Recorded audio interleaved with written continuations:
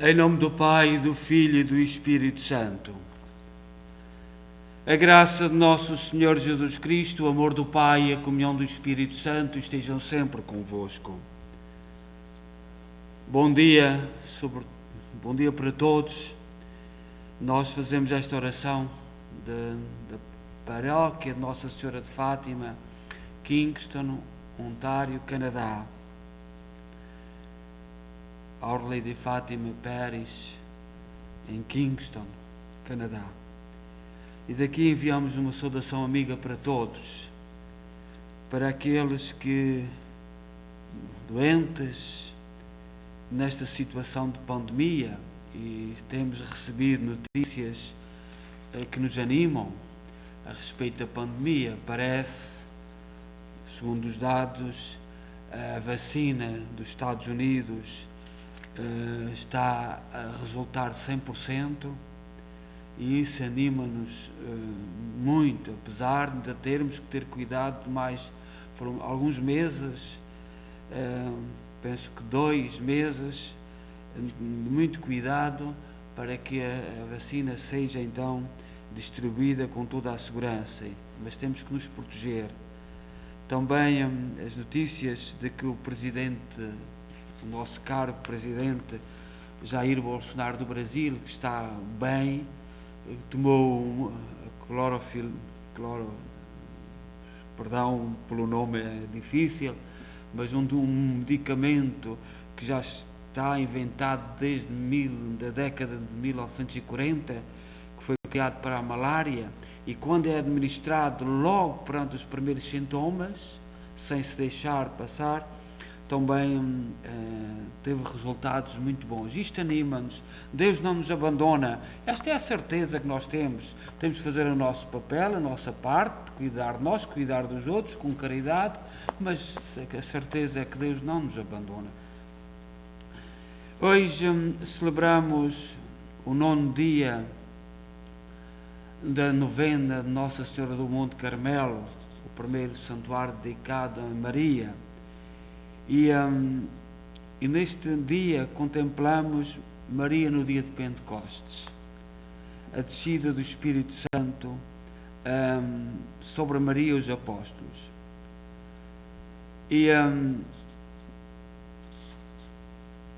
E neste dia, a passagem que nos é dada para refletir, desceram então do monte chamado das Oliveiras, situado perto de Jerusalém, à distância de uma caminhada de sábado, e foram para Jerusalém. Quando chegaram à cidade, subiram para a sala de cima, no lugar onde se encontrava habitualmente. Estavam lá Pedro, João, Tiago, André, Filipe, Tomé, Bartolomeu, Mateus, Tiago, filho de Alfeu, Simão, o Zelota e Judas, filho de Tiago. E todos unidos no mesmo sentimento, entregavam-se assiduamente à oração, com algumas mulheres, entre as quais Maria, mãe de Jesus, e com os irmãos de Jesus. Então, neste 9º dia da novena de Nossa Senhora do Monte Carmelo, meditemos na descida do Espírito Santo sobre os apóstolos e os discípulos, reunidos com o meio dos judeus e com Maria no seu meio. Hoje vamos meditar e rezar o Salmo 97. O Salmo 97 diz-nos que Deus é um juiz vencedor. Ninguém se iluda. Deus é um juiz vencedor. Podemos ser vítimas de injustiças, podemos ser vítimas de maus juízos, podemos ser vítimas de tudo. A nossa certeza é que Deus é um vencedor, um juiz vencedor. E diz Santo Atanásio a respeito deste salmo: este salmo significa a primeira vinda do Senhor e a fé de todos os povos. O Senhor veio para nos dizer isto, para nos indicar: Deus é um juiz vencedor. E diz então o salmista, neste Salmo 97, Cantai ao Senhor Deus um cântico novo, porque Ele fez prodígios.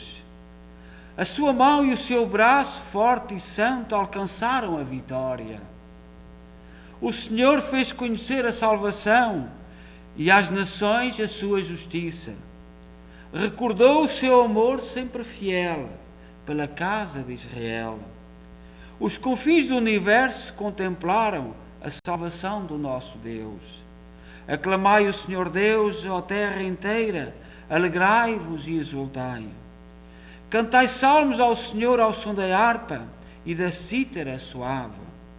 Aclamai com os clarins e as trombetas ao Senhor, o nosso Rei. Aplauda o mar com todo o ser que nele vive, o mundo inteiro e toda a gente. As montanhas e os rios batam palmas e exultem de alegria. Na presença do Senhor, pois Ele vem para julgar a terra inteira. Julgará o universo com justiça e as nações com igualdade. Glória ao Pai, ao Filho e ao Espírito Santo. Aclamai com alegria ao Senhor e nosso Rei. A leitura que nos é dada hoje para contemplar é tirada do livro de Jó, capítulo 1, versículo 21, e também do capítulo 2, versículo 10. Diz então Jó, do Antigo Testamento: Nu eu saí do ventre de minha mãe, e nu voltarei para lá. O Senhor deu, o Senhor tirou. Como foi do agrado do Senhor, assim foi feito. Bendito seja o nome do Senhor. Se recebemos de Deus os bens, não deveríamos receber também os males?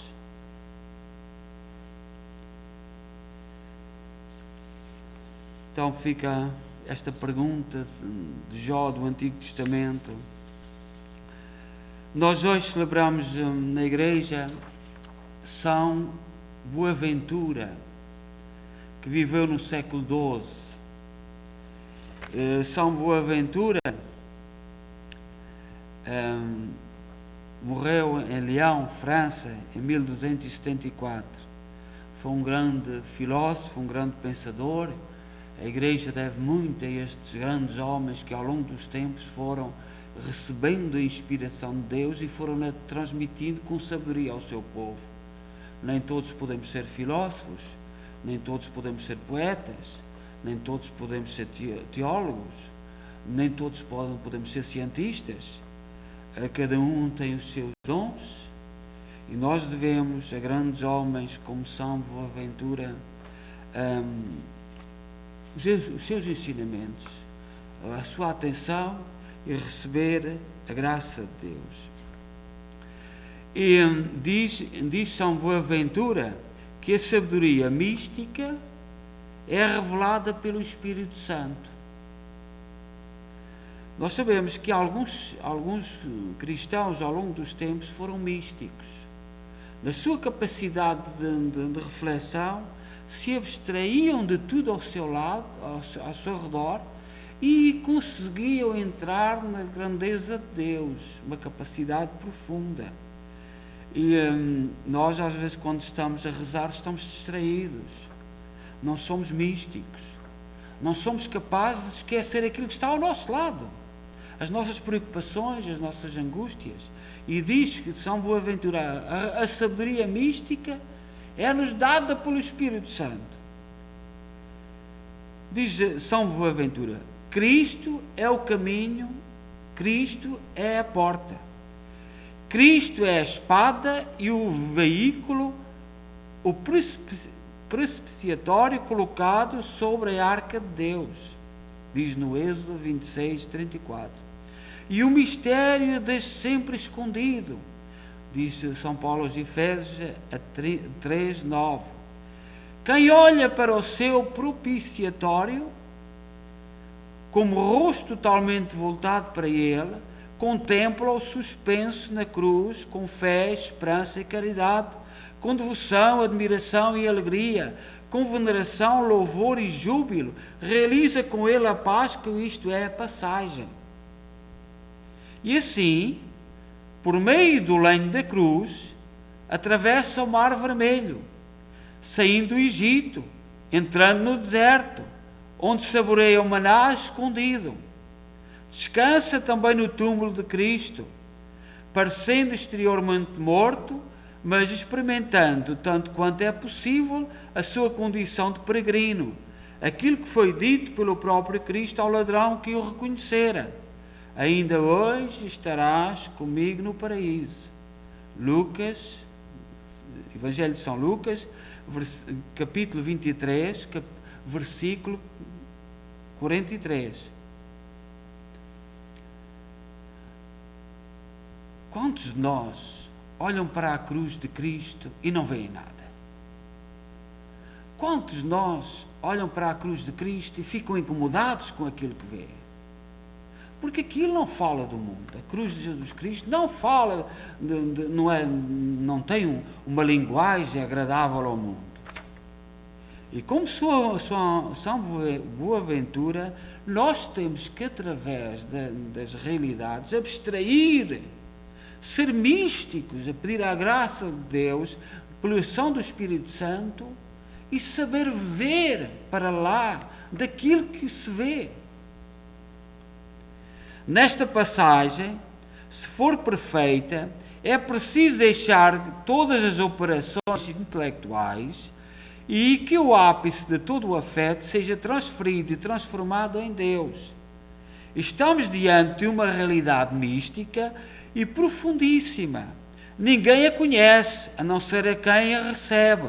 Ninguém a recebe se não a deseja, nem a deseja se não for inflamado até à medula pelo fogo do Espírito Santo que Cristo enviou ao mundo. Por isso o apóstolo diz que essa sabedoria mística é revelada pelo Espírito Santo.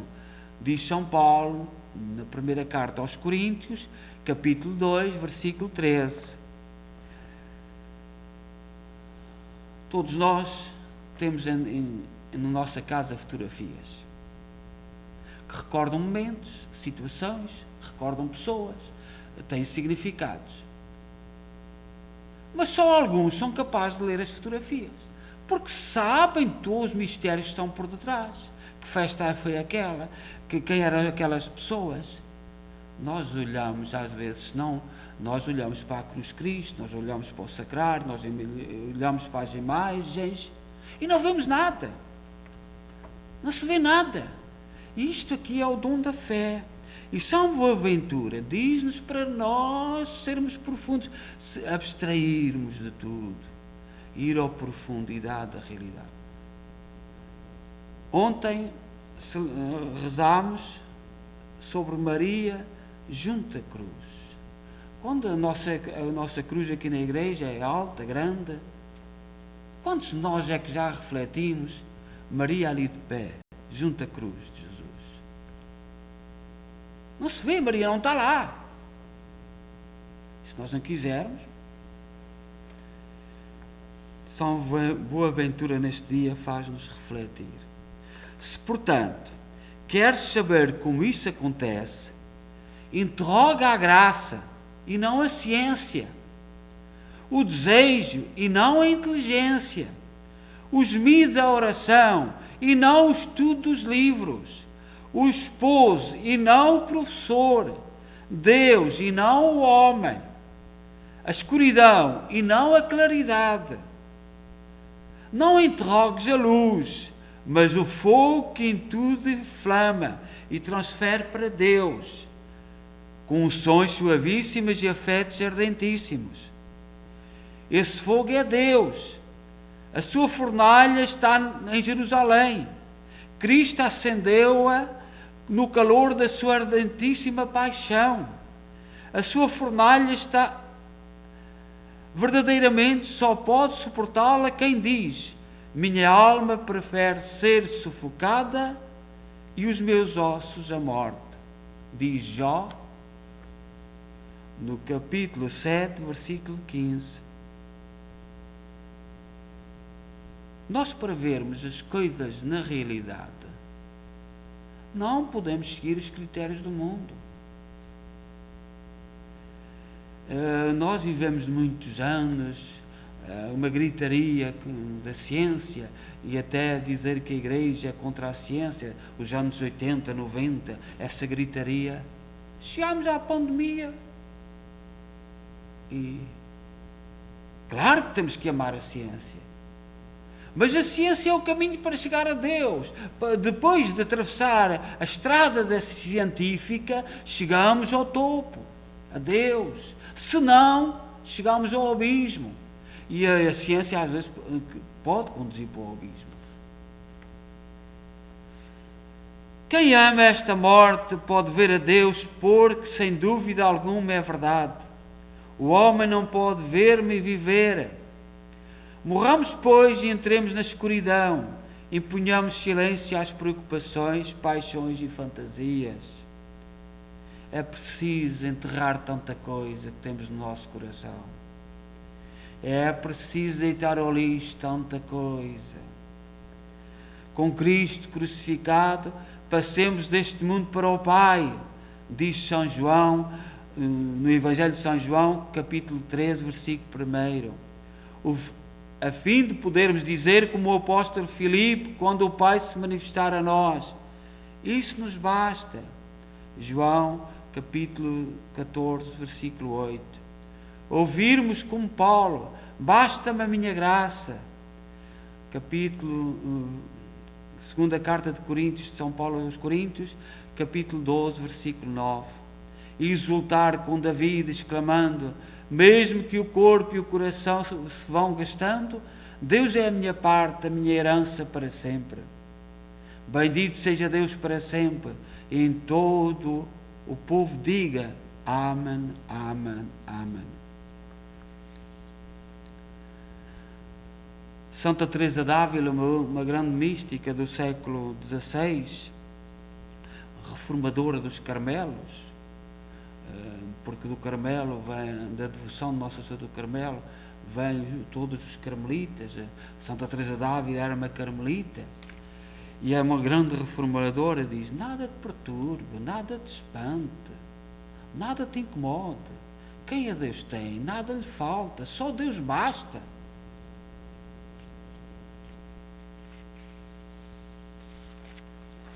Coloquemos então nesta manhã as nossas preces diante de Deus com humildade. Rezemos por esta angústia que estamos a viver, sem saber bem ainda o fim. Sabemos que poderá haver uma grande crise económica a seguir, muitas famílias perderem emprego, perderem o pão.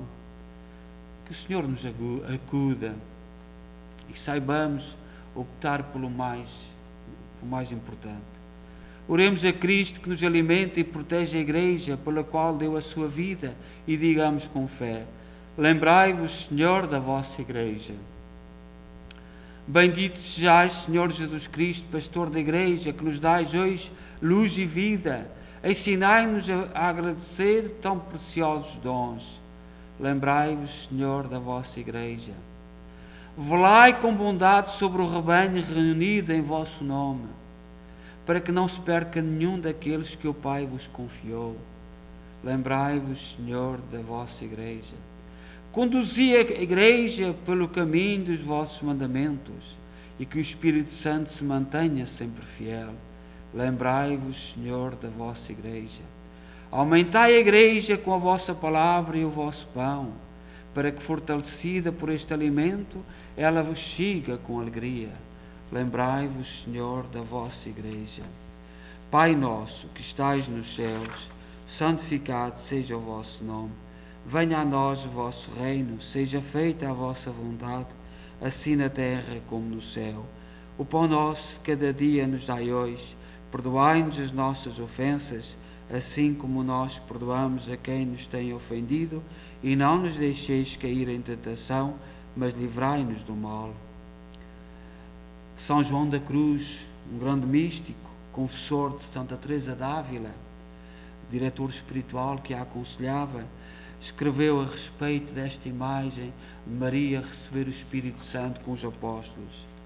Já era chegado o tempo em que havia de nascer, assim como desposado, cedeu tal a Messaía, abraçado a sua esposa, que nos braços trazia, a qual graciosa mãe num presépio deitava, entre uns animais que na altura ali havia. Os homens diziam cantar-se, os anjos a melodia, festejando o desposório que entre os dois havia. Mas Deus no presépio ali chorava e gemia, que eram joias para as que a esposa ao desposório trazia. Já a mãe estava em pasmo da troca que acontecia, o choro do homem Deus e o homem a alegria, o qual de um e do outro tão alheio era.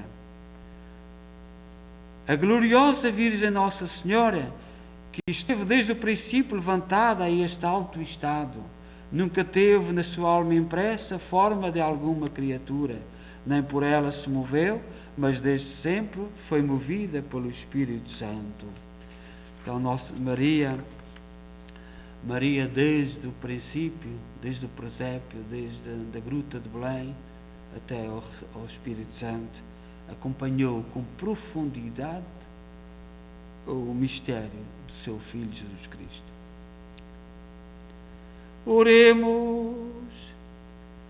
Senhor, nós vos pedimos que a Santíssima Virgem Maria, Rainha e formosura do Carmelo, nos assista com a sua poderosa intercessão, para que, guiados pelo seu exemplo e proteção, cheguemos até ao cimo do monte da perfeição, que é Jesus Cristo.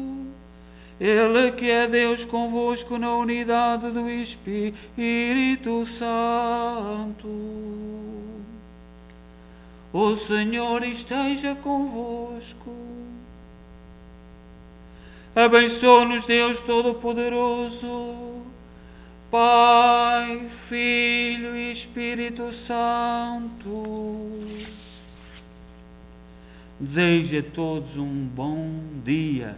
E neste dia, no 9º dia da novena de Nossa Senhora do Carmelo, que saibamos estar de pé, saibamos estar no nosso lugar, saibamos ver, porque podemos passar a vida pensando que vemos e não vemos nada. Todos bom dia.